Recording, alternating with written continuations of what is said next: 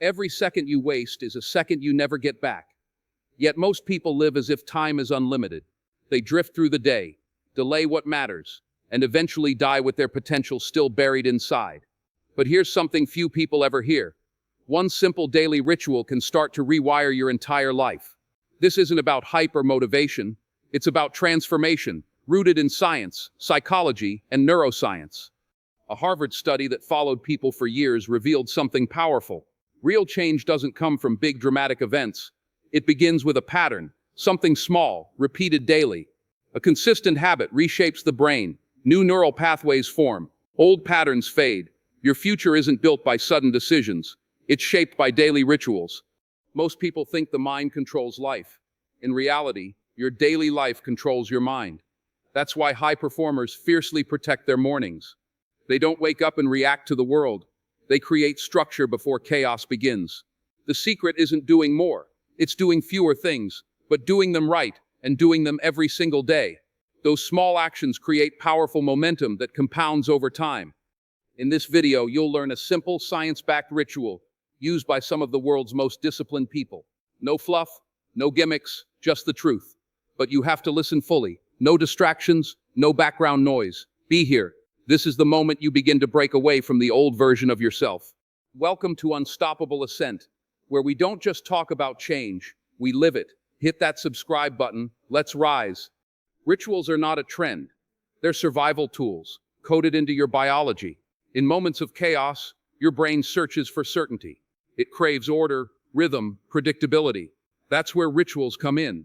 They ground you. They signal safety. They tell your nervous system, you're in control now. This isn't abstract theory. It's measurable. Studies show that structured rituals, no matter how small, reduce anxiety and elevate focus. Not just mentally, but physically. Cortisol levels drop. Heart rate slows. Brain waves shift from scattered to sharp. When you repeat a ritual consistently, you condition your body to expect peace at that moment. That expectation becomes power. Here's the science behind it, the habit loop.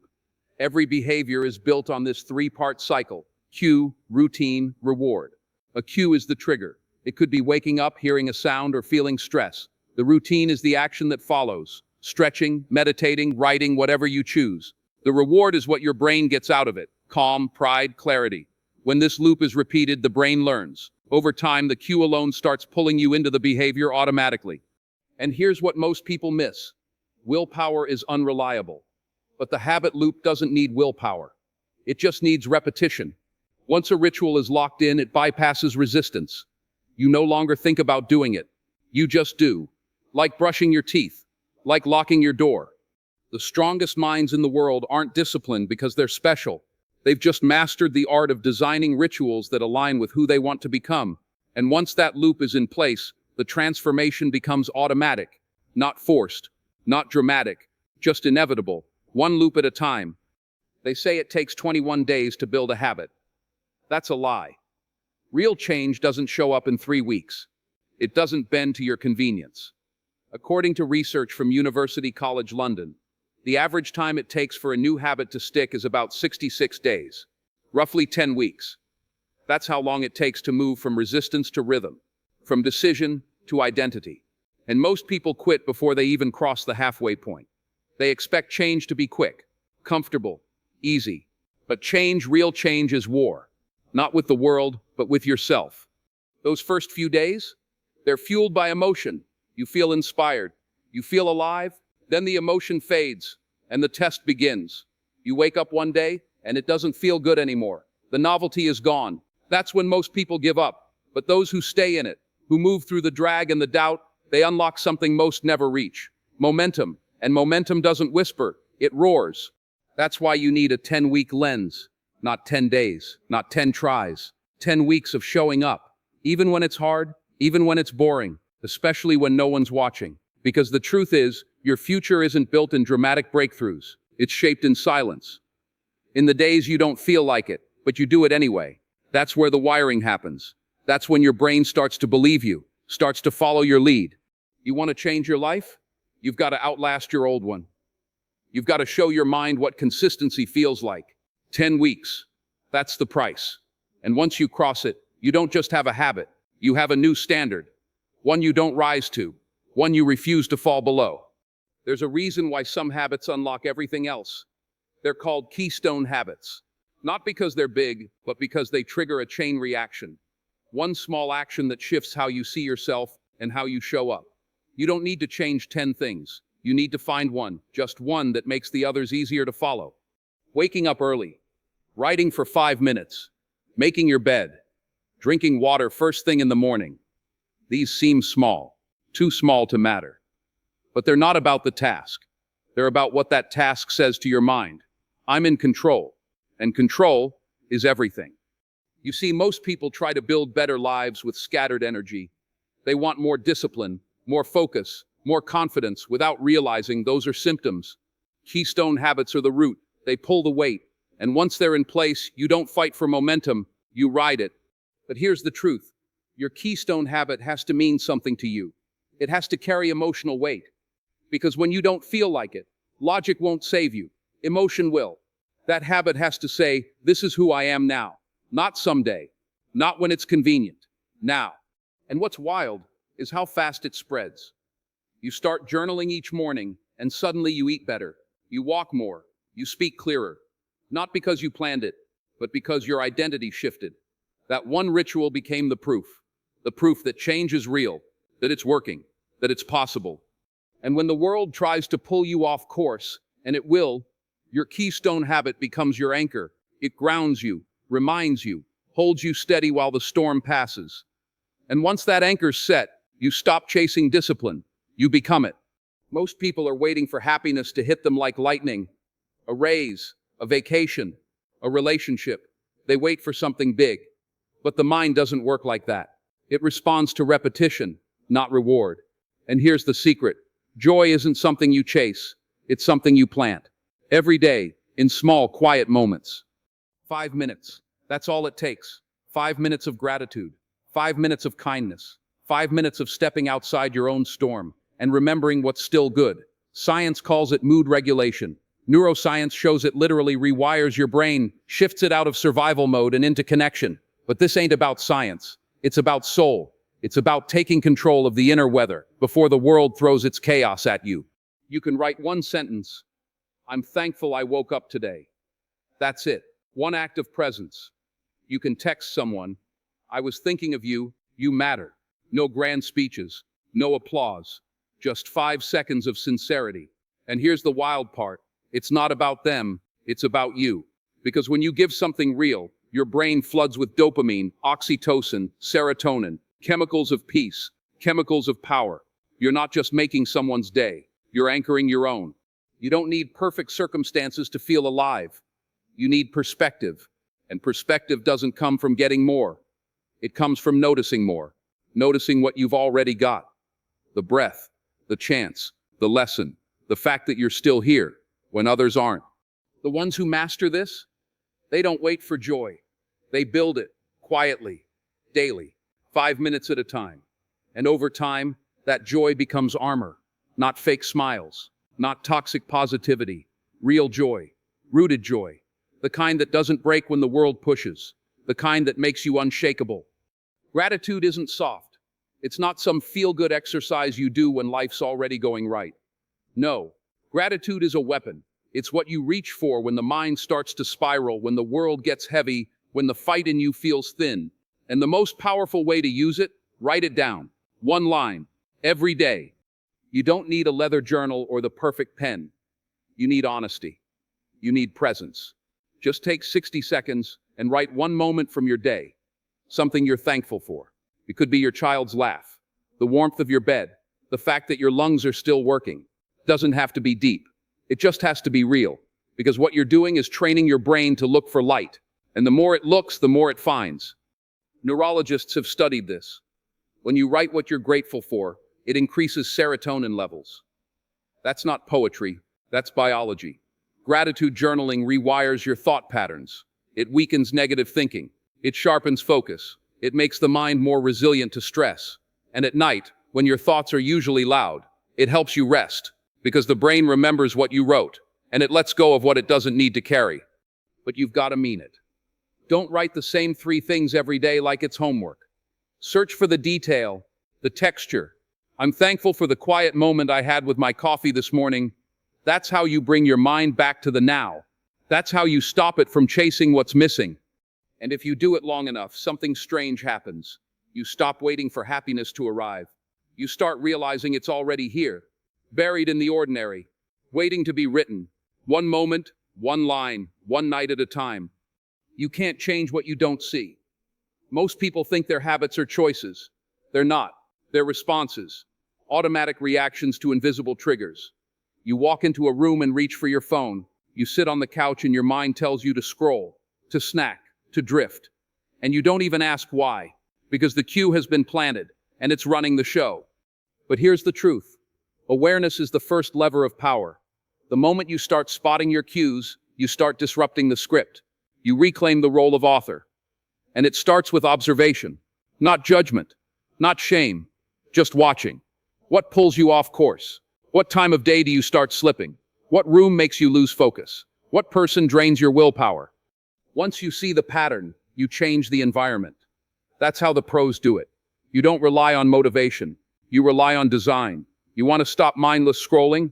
Charge your phone in another room. You want to read more? Put the book on your pillow. You want to eat cleaner? Make the junk harder to reach. It's not about forcing discipline. It's about removing friction, making the right choice easier to start, and the wrong one harder to repeat.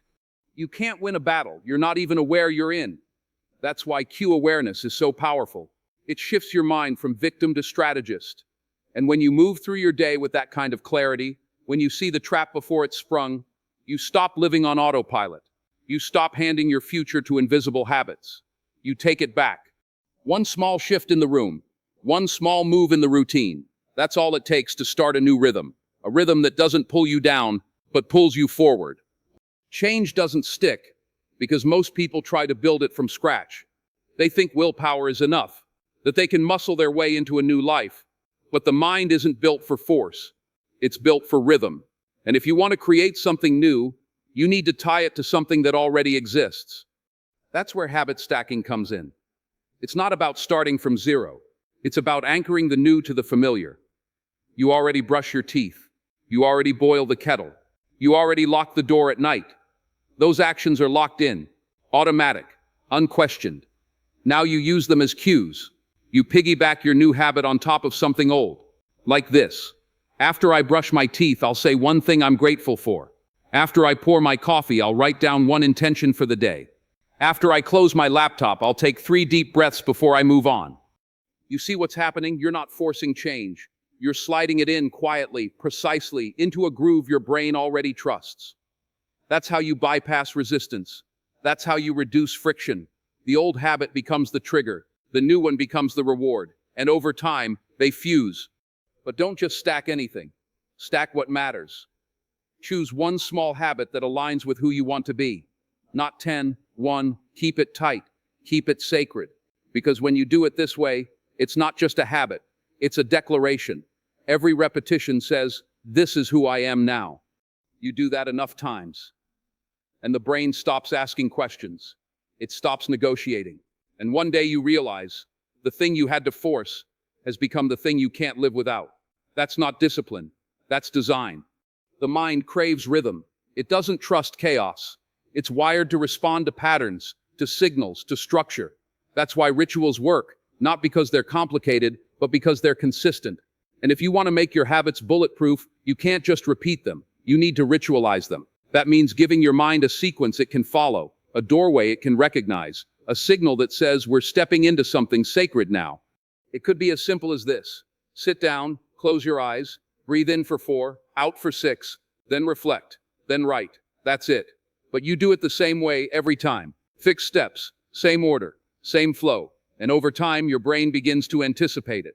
You breathe and the body softens. You reflect and the mind clears. You write and your identity locks in. You're not thinking your way into a new life. You're training your nervous system to follow a new path.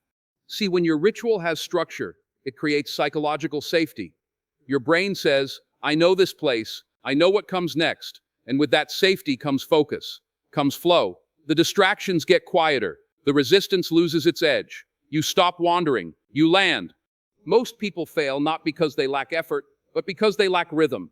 They do the right things in the wrong way at the wrong time with no order, so their mind never learns to trust the process. But when you build your ritual like a staircase, step by step, same time, same tone, something changes. The ritual starts working on you. It starts reshaping the way you think, move, breathe, respond. And before long, you're not dragging yourself through your day. You're gliding into it, anchored, focused, certain. That's the power of structure. It turns a routine into a doorway, a habit into a home. You can lie to yourself and walk away. But it's different when someone else is watching. That's the hidden force behind lasting change, accountability. It doesn't make you weaker. It makes you real. Because when you speak your goals out loud, when you invite another person into your process, you raise the stakes. You raise the standard. Suddenly, it's not just about you anymore. It's about your word. And your word is everything. Most people struggle alone, not because they have to, but because pride gets in the way. They say, I'll handle it myself. But isolation is a trap. It keeps you safe from embarrassment and locked inside your old patterns. But when you bring someone in, just one person, you turn a wish into a promise you now have to live up to. Research backs it.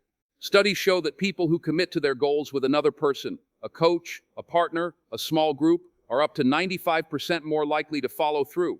Not because they're smarter, but because they're seen. And being seen changes behavior. Being seen says, I'm not invisible anymore. My effort matters now. And here's the part nobody tells you. Accountability doesn't just increase follow-through. It increases belief. When someone else sees you showing up, even on your worst day, even when you stumble, they remind you of who you said you'd become. They hold the vision when you can't. That's power. You don't need a stadium. You need one voice. Someone to check in. Someone to ask the hard questions. Someone to witness your process and say, I see you. Keep going. Because when you know you're not doing this alone, quitting doesn't feel like an option. It feels like a betrayal. Not of them, but of yourself. The problem isn't that people don't change. It's that they don't see the change. They grind, they push, they show up day after day, and then say nothing's happening. But that's not truth. That's blindness. And blindness will make you quit on a breakthrough that's just inches away. That's why you've got to track it. You've got to mark the wins, no matter how small they seem. Progress is fuel, but only if you recognize it. You write for 5 minutes? That counts. You walked instead of scrolled? That counts. You said no when the old you would have said yes? That counts. The mind needs evidence. It doesn't believe in intentions. It believes in outcomes. So you show it every day, not to impress anyone, but to remind yourself, I'm not who I was. You write it down. You cross it off. You check the box. Not for perfection, for momentum. Because momentum is what carries you when motivation runs dry. And let me tell you something, momentum is louder than doubt. It tells your brain we're moving, we're not stuck, we're building. And that kind of belief, it's hard to shake. But don't just track. Celebrate. Not with noise, not with trophies, just with presence. A breath, a pause, a moment where you look yourself in the mirror and say, I did that. Because if you don't celebrate the small wins, you'll never feel worthy of the big ones. See, most people think success is about doing more. But real success, it's about seeing what you've already done, owning it, honoring it, building on it, brick by brick, step by step, win by quiet win. You do that long enough, and one day you'll look back and realize the life you dreamed about wasn't built in one leap. It was built in inches, and every inch counted. The brain is a creature of habit. It craves the familiar. Even when the familiar is killing you, it runs loops, programs, patterns, and it does it fast, so fast you don't even notice. That's what makes change so hard. You're not fighting logic, you're fighting automation. Years of wiring telling you what to think, how to react, when to quit. But here's the truth most people never hear. Those loops can be broken. The mind can be rewired. You just need to slow it down. You need to interrupt the script. That's where meditation comes in. That's where hypnosis steps in. Not as magic, as a scalpel. When you sit in silence and observe your thoughts, not judge them, not chase them, just watch. You begin to see the loop for what it is, optional. And in that space between stimulus and response, there's power. That's called de-automatization, the act of breaking the reflex, creating space where there used to be compulsion. That's not just peace. Neuroscience has proven it. Functional MRI scans show that mindfulness weakens the default mode network, the part of the brain responsible for wandering, worrying, reliving. And when you weaken that grip, you gain access to the executive functions, the part of you that decides, that chooses, that creates. Hypnosis goes deeper. It speaks to the subconscious directly, not to force it, but to guide it, to reframe the story underneath the story. The one that says you always fail. The one that whispers, why bother? You don't need to argue with that voice. You need to rewire it. And that happens in stillness, in presence, in repetition. Because when you take back control of your mind, even for a few minutes a day, you stop being a passenger to your patterns. And you start becoming the architect. Everybody starts strong. Motivation's high. Energy's loud. You've got the plan, you've got the reason. But then life hits. You miss a day, you slip, you lose your rhythm. And right there in that quiet space between effort and setback, perfectionism creeps in. It whispers, you failed, might as well quit. But that voice, that's not truth. That's the old wiring. That's the voice of a system that never gave you permission to be human. Real change doesn't look like a straight line. It looks like a struggle, a stumble, a comeback. You will fall. You will forget. And that's not failure. That's feedback. It's data. It's a signal. And when you treat it like that, the slip doesn't derail you. It refines you. You look at what triggered it. You adjust the environment. You shift the cue. You redesign the setup, not the dream. Most people don't fail because they're weak. They fail because they expected the journey to be flawless. But perfection is a trap. It feeds shame. It kills momentum. And it blinds you to progress that's already unfolding. That's why the strongest people aren't the ones who never fall. They're the ones who know exactly how to rise. With clarity, with humility, with a strategy. You keep a recovery plan in your pocket. You mess up, you reset the next day. You miss the morning, you adjust for the evening. You don't scrap the whole blueprint. You flex, you pivot, you hold the vision, but shift the path. Because the goal isn't to be perfect. The goal is to be consistent enough to outlast your excuses. And when you learn to move through failure without losing your fire, nothing can stop you. Not time, not circumstance, not even yourself. You don't need to control the whole day, just the first 10 minutes. That's where the shift happens. That's where the tone gets set. See, the mind wakes up hungry for a signal, a pattern, a direction. And if you don't give it one, the world will, the phone will, the noise will. That's why you need a ritual, something simple, something solid, something sacred. You wake up, don't reach, don't scroll, sit still. Close your eyes, breathe, just for 60 seconds. In through the nose, out through the mouth. Let the storm settle before it starts. That's micro-meditation. You're not trying to be Zen. You're trying to take command. You're telling the mind, we begin in stillness, not chaos. Then, gratitude. One thought, one moment, one thing you're thankful for. Not because life's perfect, but because you're training the eye to see light even in the dark. Gratitude isn't passive, it's a decision, a lens, and when you start your day with it, everything changes. Stress shrinks, resentment fades, you carry power, not pressure. Now move. Not a workout, not a punishment, just movement. 10 push-ups, stretch, walk to the window and breathe in the morning. Feel the blood wake up, feel the body return to you. That's micro-movement, that's embodiment, that's energy without caffeine, intention without noise. All of that, under 10 minutes, no equipment, no excuses, but you do it the same way, every day. Same breath, same rhythm, you ritualize it, because what you do in the first moments of the day echoes. It becomes a declaration. It becomes armor. So when the world shows up noisy, messy, unpredictable, you're already steady. You're already anchored. You've already chosen who you are, before the world had a chance to tell you otherwise. You don't need a perfect plan. You don't need more time. You need one moment of truth, repeated daily. Just show up, breathe, reflect, move, stay consistent. These small rituals done with intention will reshape your mindset, your energy, your life. Change doesn't take years to begin, it takes minutes. And when you repeat those minutes, day after day, something powerful happens. Your brain rewires, your habits solidify, your identity shifts, and before long you're not chasing change, you are the change. So let this be your reminder. Come back to this. Watch it again tomorrow. Let the words sink deeper each time. Let the routine take root. Because the real transformation, it's not loud. It's not instant. It's quiet. It's steady.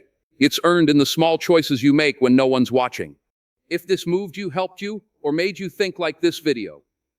If you want more content that speaks to the part of you that's ready to rise, subscribe to our channel. Stay with us. Let's grow together.